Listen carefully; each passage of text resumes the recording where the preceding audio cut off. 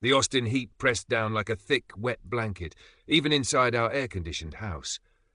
I felt it in my bones, a heavy, dragging fatigue that went beyond the usual pregnancy exhaustion. 4 months along, and this high-risk journey felt like navigating a swamp, slow, uncertain, every step a cautious effort. But it was our swamp, David's and mine, a path we'd longed for after 2 years of trying, of needles and appointments and the quiet ache of disappointment. When the test finally came back positive, it felt like a miracle. A slightly confusing miracle, maybe. I remember the moment, standing in the bathroom, staring at the 2 pink lines, my heart hammering. David was away on one of his frequent work trips. He travelled a lot. It was just part of his job. I called him, tears streaming down my face, pure, unadulterated joy bubbling up. He was ecstatic, shouting into the phone from some anonymous hotel room hundreds of miles away. Later, the dates swam in my head for a second. Hadn't we decided not to actively try that month because of some preliminary fertility testing? But the joy drowned out the flicker of confusion. We'd been busy enough around that time, the details blurred. I dismissed it. Misremembering was easy when your brain felt like cotton wool from pregnancy hormones. Our life had been, well, perfect. That's the only word I knew how to use. 12 years together, married for 10. David and I were a unit. We finished each other's sentences, knew each other's moods with unsettling accuracy. We had our own lives, our own friends, our own interests, but they wove together seamlessly. Good jobs in Austin's booming tech scene, a comfortable house in a quiet neighborhood, enough saved to feel secure. We rarely argued, and when we did, it was usually quickly resolved. Voices raised perhaps 2 or 3 times in over a decade. Trust was the air we breathed, invisible and essential. Then came the text. It was a Tuesday evening. David messaged from Chicago, asking what I was up to. I'd had a rough day. The hip pain that was becoming a constant companion was particularly bad. Mark, a co-worker I'd known for 7 years, was stopping by. He was working on a presentation with me, and we'd decided it was easier to just finish it over takeout. Mark was great, friendly, easy to talk to, married with a wife I knew casually from office parties and a few group dinners. Totally platonic. I texted David back, just finishing up work with Mark. He's here for dinner. No big deal. Mark had been over before, sometimes with his wife, sometimes not. Sometimes when David was travelling. An hour or so later, another text from David. Except this one wasn't about dinner or work. It was short, sharp. What the hell is going on, Sarah? My blood ran cold. My first thought was the pregnancy. Something was wrong. My hand flew to my belly. What? What's wrong? Is it the baby? No, not the baby. Look at the camera. Living room camera. Right now. The cameras. David liked to check on the dog when he was away. We'd installed the system years ago after a creepy incident involving someone online finding our address. It recorded everything, inside and out. We both had access. I knew he checked them. I'd even used the talk function to surprise him sometimes when he was on the road. It was just part of our routine. I fumbled for my phone, my fingers trembling. I opened the app, navigated to the living room feed. Mark and I had just finished eating. The presentation was done. My hip was killing me. I'd flopped onto the floor, trying to stretch. Mark, who was into fitness and knew about my pregnancy pain, had offered to use the foam roller on my hip. It was awkward, yes, but purely functional. He was sitting by my feet, rolling the big foam cylinder against my outer hip. On the screen, it looked worse. My breath hitched. I saw myself lying there, heavily pregnant, on my side on the floor. Mark was sitting over my legs, straddling them, leaning forward. The angle was terrible. It looked intimate, violating. I snapped the phone off. Mark, who had seen me staring at the screen, looked up, confused. "Everything okay?" "David, he's watching the cameras," I whispered, my voice shaking. "He saw." Mark's face drained of colour. He looked like a startled deer caught in headlights. He scrambled away from me like I was on fire. "Oh, God. Sarah, I was just trying to help. I told Elena I was coming over. She knows. Just go, Mark," I said, my voice firmer now, a wave of something cold washing over the initial panic. "We'll talk about the presentation later. Just go home." He practically fled. I heard the front door close, the click echoing in the sudden silence of the house. Then the phone rang. David. "What the hell was that, Sarah?" His voice was tight, controlled, but I could hear the tremor of fury underneath. David, it's not what it looked like, I swear. My hip was killing me. He was just trying to help with the foam roller, like you do sometimes. I was babbling, my defense sounding thin and desperate even to my own ears. Under a blanket? On the couch first? Then on the floor like that? You think that looks like just helping? My mind flashed back. Yes, we'd been on the couch. It was a big sectional, but we were at opposite ends, feet touching under a throw blanket because the AC was blasting. We were just talking, winding down.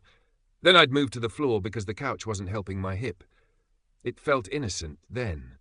Now, it wasn't like that, I repeated, weaker this time. Sarah, if I had been there, would you too have been doing that?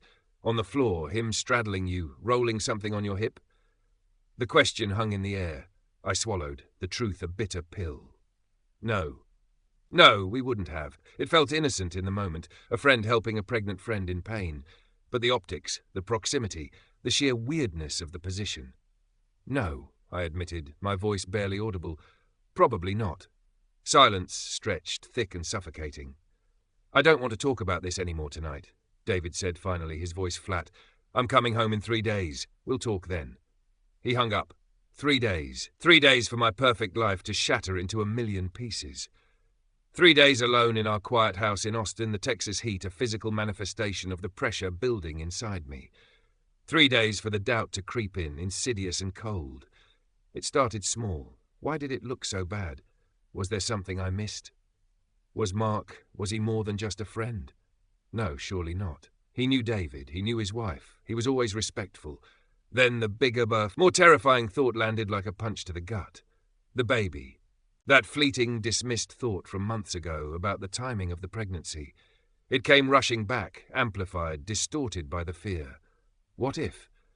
What if that 1% chance David always joked about, the safeguard against taking things for granted, had actually happened? What if, in a moment of weakness, loneliness from his travel or some inexplicable lapse in judgment I couldn't fathom, I had done something I couldn't take back? No. I pushed the thought away violently. I would never. I loved David. I loved our life.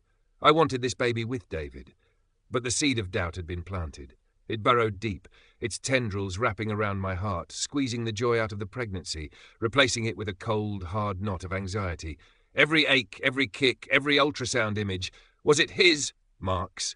The 3 days were a blur of sleepless nights and forced normalcy during the day.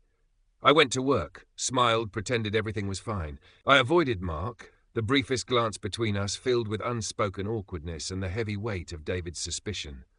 I talked to Elena, my best friend since college, pouring out the story in disjointed sentences, tears streaming down my face. He thinks something happened, I choked out, the words raw and painful. He thinks the baby might not be his. Elena was horrified. Sarah, no, David knows you. He knows your marriage. How could he even think that? Because of how it looked, Elena. It looked terrible. I know it did. The shame burned hot on my cheeks, and I admitted I wouldn't have done it in front of him, which just made it worse. But you didn't do anything wrong, she insisted. You were in pain and a friend helped you. The optics were bad, yes, but that doesn't mean you betrayed him. I know, but how do I convince him? How do I unsee what he saw? And the paternity question, it was a silent scream inside my head. I knew, deep down, that this baby was David's. We had been trying for 2 years. We hadn't stopped completely that month, just less focused, maybe. The dates were hazy, but the doubt, once voiced by David's fear, felt like a physical weight. When David finally came home, the air in the house was thick with unspoken tension. He was quiet, his eyes guarded. I walked on eggshells, unsure how to bridge the chasm that had opened between us. Should I bring it up? Should I wait for him? 2 days crawled by. We ate dinner in silence, watched TV without really seeing it, slept in the same bed but miles apart. The unspoken accusation hung between us, heavy and suffocating. Finally, I couldn't stand it anymore. He was sitting on the couch, scrolling through his phone, looking distant. I sat beside him, my hands twisting in my lap. David, I started, my voice trembling. We need to talk. He put his phone down, his gaze meeting mine. His eyes were filled with a pain that mirrored my own. I know, he said softly. And then I broke down. The stress, the fear, the hurt of his suspicion, the sheer exhaustion of carrying this secret dread. It all came rushing out in a torrent of sobs. I swore to him, through tears and ragged breaths, that nothing had happened with Mark, that I would never betray him, that my friendship with Mark was purely platonic, and that the massage was just a moment of poor judgment regarding appearances, born out of desperation for pain relief. He listened quietly, his face etched with conflict. When I finished, exhausted and raw, he pulled me into his arms. He held me tightly, but I could still feel the tension in his body. "I want to believe you, Sarah," he murmured into my hair. "God, I want to believe you more than anything." We talked for hours that night, circling the incident, the trust, the 12 years we had built. He explained his perspective, how the footage had blindsided him, how the perfect picture in his head had cracked, letting in the cold fear of betrayal. He admitted his primary fear was the baby. "I had this weird feeling, Sarah," he confessed, his voice low, "when you told me you were pregnant. Just a flash. Like, wait, wasn't the timing off?" I dismissed it, but then I saw that. And it all came rushing back. What if? What if the one thing I never thought possible happened? And this baby? He trailed off, unable to voice the full horror. My heart ached for him, even as the sting of his doubt lingered. I understood, intellectually, how the footage looked, how his mind could jump to the worst conclusion, especially coupled with his travel and the timing. But the emotional wound of being suspected, of having the foundation of our trust questioned so fundamentally, was deep. "I know it looks bad," I said, pulling back slightly to look at him. "And I'm so sorry that my actions, however innocent they felt to me at the time, caused you this much pain and doubt. I wasn't thinking, David. I was just hurting, and Mark offered to help. It was stupid not to see how it could look." "It wasn't stupid," he said, his voice rough. "It was a lapse in judgment about boundaries. And maybe I haven't been around enough. Maybe I took things for granted too." We talked about Mark, about co-worker friendships, about boundaries. I reiterated that I had never seen Mark as anything more than a friend, and that I hadn't sensed anything inappropriate from him. David said he believed me on that he'd spent enough time around us as a couple to see it was likely platonic on my side. But the optics, they were still there. The conversation was difficult, painful, but necessary. We reached a fragile understanding, a commitment to try and move forward. But the unspoken question, the one that hung heavy in the air, was paternity. I knew he needed to know, and honestly, I needed him to know too. For his peace of mind, yes, but also for mine. To erase that terrible what-if forever. To prove definitively that my heart and my body had been loyal to him. The next morning, after another night of restless sleep, I brought it up. We were having breakfast in the kitchen, the morning light streaming through the window onto the granite counter. "David," I said, my voice steady despite the tremor in my hands, "we need to do a paternity test." He looked up, surprised. He hadn't expected me to suggest it. "Sarah, you don't have to." "Yes, I do," I interrupted. "For you, for me, for us, for the baby. I know, absolutely know that this baby is yours. There is zero doubt in my mind, but you need to know, and I need you to know without a shadow of a doubt, so let's do it." A wave of emotion crossed his face, relief, gratitude, pain. "Okay," he said, his voice thick. "Okay, let's do it." But there was the complication, the high-risk pregnancy. We called Dr. Evans my obstetrician, a kind, no-nonsense woman who knew our history with fertility struggles. We explained the situation, feeling awkward and exposed. Dr. Evans was empathetic but firm. An amniocentesis or CVS could provide paternity results now, but they carried a small risk of miscarriage, a risk she was unwilling to take, given my history, and the high-risk designation unless there was a medical necessity. "Frankly," she said, her voice clipped with frustration, "it's ridiculous that you'd have to put the pregnancy at risk for something like this outside of a legal dispute. If you need it legally binding now, you'd probably have to go through the courts, and even then, most doctors won't do invasive testing just for paternity unless compelled." She advised us that the safest and easiest option was a simple cheek swab test after the baby was born, no risk to me or the baby. So we waited. The waiting was a different kind of agony. The initial shock and confrontation had passed, replaced by a dull, constant ache of uncertainty and the heavy weight of the impending test. Every week felt like an eternity. The pregnancy progressed, my belly swelling, the kicks growing stronger. The hip pain persisted, a physical reminder of the incident that had caused all this. David and I were trying. We talked, tentatively at first, then more openly. We acknowledged the damage, the crack in the foundation. He apologized repeatedly for his immediate leap to the worst conclusion, for hurting me so deeply. I apologized for the poor optics, for not being more aware of how my actions could be perceived, even innocently. We were rebuilding, brick by agonizing brick, but the paternity test hung over us, a final hurdle before we could truly move forward. Elena was my lifeline.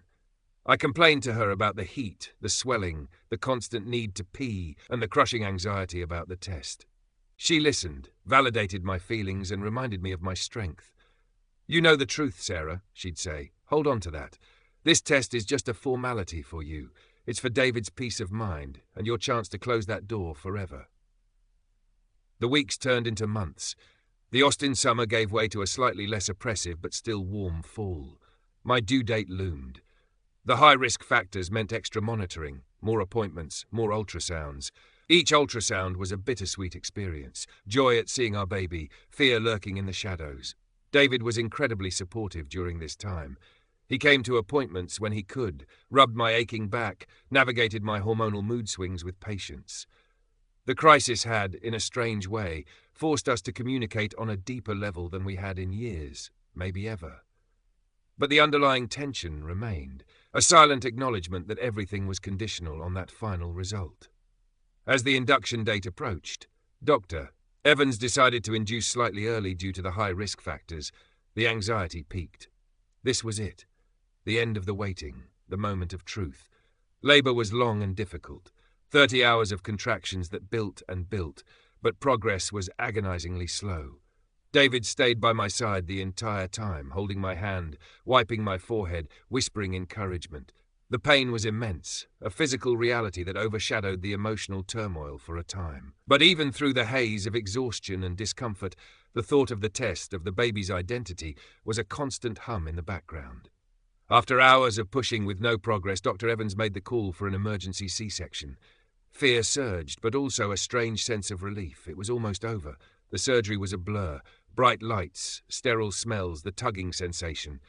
Then a cry. Our baby boy, he was big. 7 pounds, 10 ounces of pure, squalling baby. David held him first, his face a mixture of awe and exhaustion and overwhelming love. They brought him over to me, a warm, heavy bundle placed on my chest. He was perfect. 10 fingers, 10 toes, a full head of dark hair.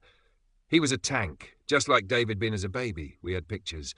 Looking at him, truly looking at him, the last vestiges of doubt evaporated. He had David's strong jawline, his wide hands. The fear that had consumed me for months receded, replaced by the fierce, protective love of a mother. I knew. I just knew. He was ours. Even so, the plan was in motion. The paternity test. A simple cheek swab from the baby, a swab from David. It was quick, painless. The lab was arranged, ready to go as soon as we were discharged. My recovery was rough. The C-section was more complicated than expected, and I ended up staying in the hospital for 8 days instead of 4. Once home, I had further complications that sent me back to the ER twice. It was a challenging start to motherhood, physically draining and emotionally taxing. David was incredible, stepping up to care for me and the baby, navigating the sleepless nights and endless demands of a newborn. The paternity test felt almost secondary during this time, overshadowed by the immediate needs of recovery and a new baby. But it was done. The samples were sent. The wait began again. It was about 10 days after we got home. I was sitting in the living room, nursing the baby, the afternoon sun warm on my skin. David was in the kitchen, making coffee. His phone rang. He answered it, his voice guarded. "Hello?" I watched him, my heart pounding in my chest. This was it, the moment. His eyes widened slightly. He listened for a long moment, silent. Then a shaky breath. "Okay, thank you. Thank you so much." He hung up. He stood there for a second, rooted to the spot, the phone still in his hand. "David?" I whispered, my voice barely audible. He turned, his eyes finding mine. They were filled with tears. "Sarah," he said, his voice thick with emotion. He walked slowly towards me, towards the couch where I sat with our son. He knelt down beside me, reaching out a hand to gently touch the baby's head. "He's mine," he whispered, the words a raw confession. Greater than 99.999%. He's ours. A wave of relief washed over me so profound it left me breathless. The knot in my chest, the one that had been tightening for months, finally loosened. Tears streamed down my face, but these were different tears. Tears of release, of validation, of overwhelming certainty. "I told you," I said, a watery laugh escaping my lips. "I told you he was yours." David leaned his head against the couch, his shoulders shaking with silent sobs. He stayed there for a long time, just breathing, the baby nestled between us. Later, after the immediate emotional storm had passed, we talked. It wasn't a magical fix. The paternity was settled, a factual certainty that erased the most terrifying possibility. But the trust, that was still fragile, bruised. "I'm so sorry, Sarah," David said again, his voice heavy with regret. "I never should have doubted you. Seeing that footage, it just broke something in my head. I let the fear take over." "It hurt, David," I admitted, my voice quiet. "It hurt more than I can say, to have you look at me after 12 years and think I was capable of that, of betraying you, of lying about our child." "I know," he said, his eyes filled with pain. "And I'll spend the rest of my life trying to make it up to you, trying to rebuild what I broke." We talked about the incident again, about how innocent actions could be so easily misinterpreted, about the importance of clear communication and boundaries, even in long-standing friendships. We acknowledged that the crisis, while devastating, had forced us to confront vulnerabilities in our relationship, things we had perhaps glossed over in the comfort of our perfect life. His travel, my need for connection, the subtle dynamics of work friendships, it was all laid bare. I had also spoken briefly with Mark. It was awkward, but necessary. He apologized for inadvertently causing trouble and said David had reached out to him, and they had talked, clearing the air on his end. Apparently Matt had told his wife about the incident right away, so she wasn't surprised or upset to hear about it later. That, at least, was a small comfort. No wider marital fallout on their end. The story doesn't end with a neat bow. We are still working on it. Rebuilding trust is a slow, painstaking process, like repairing a beautiful